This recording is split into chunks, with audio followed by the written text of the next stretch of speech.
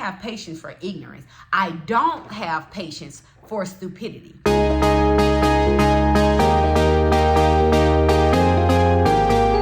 Hi guys, welcome to my YouTube channel. If you need help with self-awareness and accountability, this video is perfect. I'm going to give y'all 3 things that my husband dislikes about me. Hopefully it'll be eye-opening for some of you and it'll better your relationship. I've been married for 4 months now, and baby, it has been a roller coaster. When they say the first year is the toughest, they're talking about you just trying and working to become one with someone. It's going to be a little more difficult for women who are used to being strong, independent women doing it by themselves. Baby, that's not the goal. When you are raised a certain way, that doesn't mean that's the way that you have to stay. If you're exposed to a different lifestyle, if you're exposed to a different way of thinking, and you see that it's working for a different group of people, you may want to migrate on that side so that you can be successful as well. Growing up, I wasn't nurtured to be a wife, think long term about the decisions I make. It just happened, right? Over time. Through my dating experiences, through the people I met, I realized what I wanted, what I didn't want, and ultimately I ended up with one of the most loving, kind, thoughtful, God-fearing men that I know. Okay, let me tell y'all how I bagged him.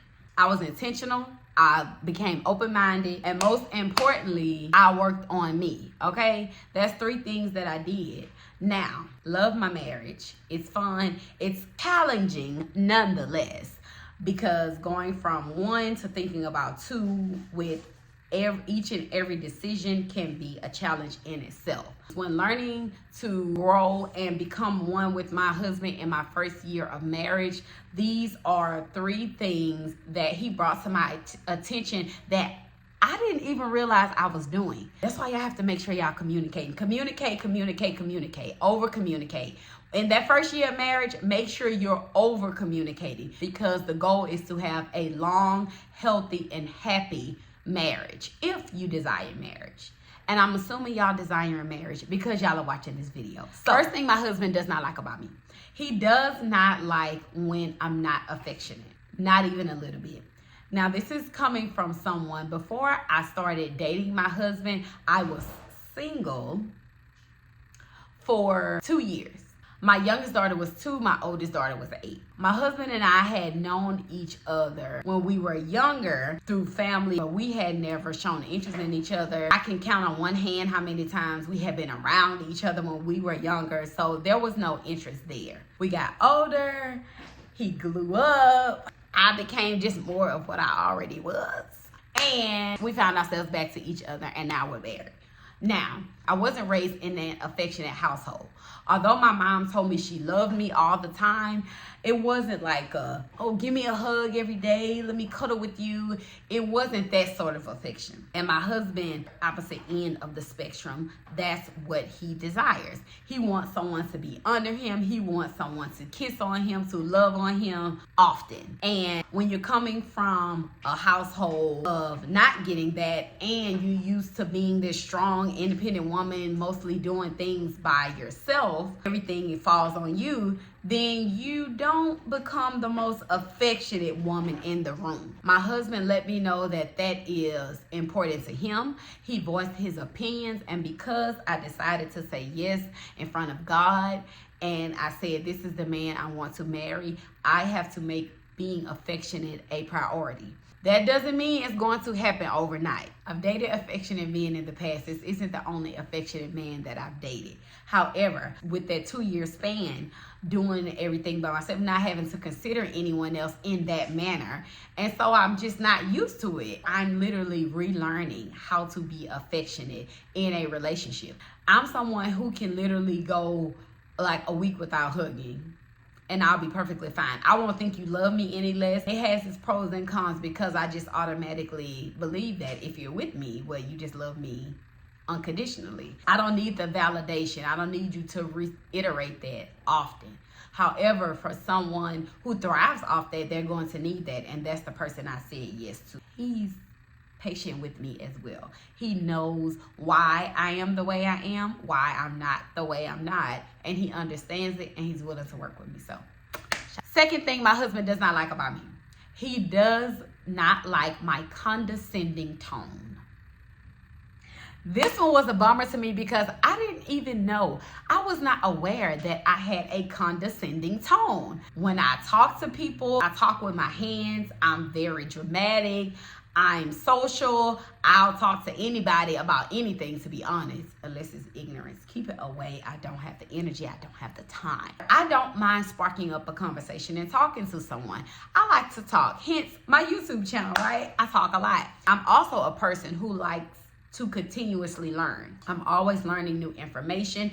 If I don't know how to do something, I'm not one of those people that's going to be okay with not knowing how to do it. I'm going to go and figure it out. I'm a solution-based person. He let me know that when I talk to people sometimes, people being mainly him, because I talk to him every day, he tells me that my tone can be condescending.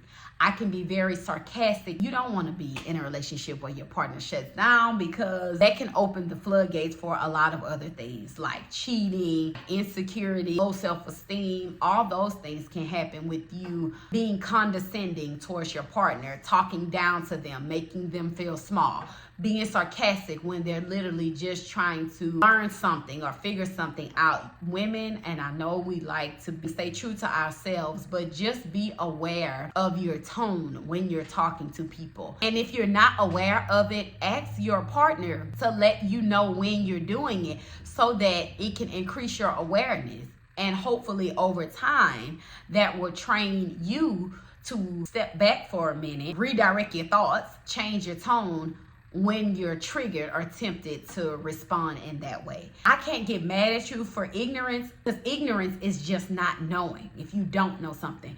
But stupidity, I can't deal with stupid people. We can have a mature conversation about politics, right? And we can agree to disagree. But if I'm telling you how I feel about something and then you're like, well, that's just wrong, that's just not that, you're being stupid. Let's be grown here. If you don't know about it and you're asking more questions to inquire deeper, open-ended questions, but then you are ignorant to it because you simply didn't know, you're being exposed to something else. And a lot of people use the word ignorant without using it in its right context. If someone is ignorant, that just simply means they probably more than likely wasn't exposed to that topic. Third and final thing that my husband does not like about me. He does not like when I leave him out. He wants to be included in everything. And again, that is tough for someone who's used to doing it alone. Not saying I liked doing it alone. It just became natural. With my first daughter's father, he and I, we may have stayed together all of 7 months after she was born, and that relationship ended. I had her the year I graduated from college.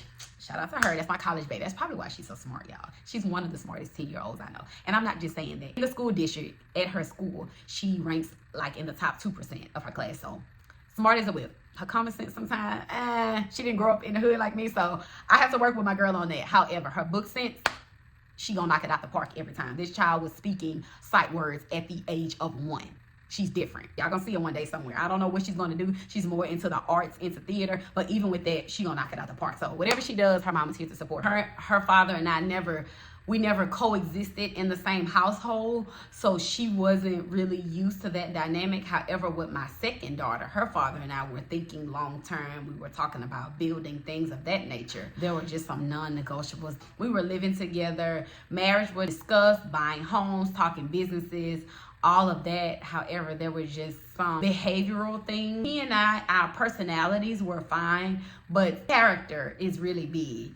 I just couldn't get past some characteristic traits. Not saying that he's not a good person or there isn't a woman for him. I just ended up not being the woman for him. And that's okay. We have a beautiful daughter and both of us have went our separate ways. Just make sure that if your partner has a concern about something you're doing, make sure that you're open-minded. You're not getting defensive when they bring it to you. And make sure you're willing to just look in the mirror and ask yourself, have I heard this before? Is this really a problem? Because for me, Everything he listed out was something either my friends had already opened my eyes to it or something that my family had already said. It was things that I knew I needed to work on. I just wasn't forced to work on them because I wasn't in an active relationship where I had to.